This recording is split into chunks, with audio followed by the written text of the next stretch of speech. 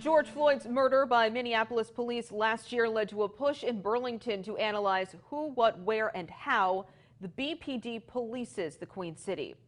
But as Local 44's Mike Hoey shows us tonight, city officials say an important part of the process has some flaws. Mike is live in the newsroom. Well, Lauren, a Virginia-based company is still working on the overall operational and functional assessment of the BPD. That's expected next month.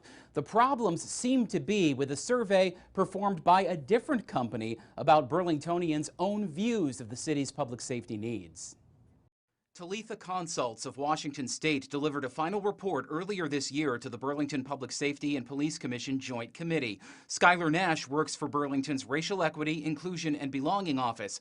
He says the final report leaves out some of what the city wanted Talitha to work on. This was supposed to be a plan that included a transparent and accessible, sustainable platform for community input, Burlington-specific recommendations and tools to assist responders, methods for assessing and sustaining service equity, culturally grounded materials that reflected the communities served. Nash said Talitha was also supposed to come up with a budget to implement its own recommendations and a multi-year schedule estimating the amounts of city staff and resources necessary. But once we received the final report, instead of a comprehensive program description, it was just limited to bullet point recommendations. More than 1,700 Burlingtonians responded to Talitha's survey, but some groups were overrepresented.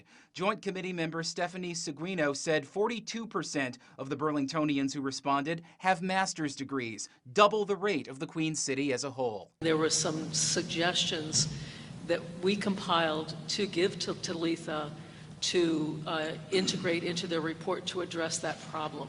Can you tell us to what extent they were able to respond? Skylar Nash isn't sure that Talitha Consults responded at all. They didn't record the public's responses from some of the community listening sessions they held, and some people's answers to questions in the survey document itself are duplicated. It was a very difficult process to kind of go back and forth every time we saw a new error or omission in the report as we were combing through.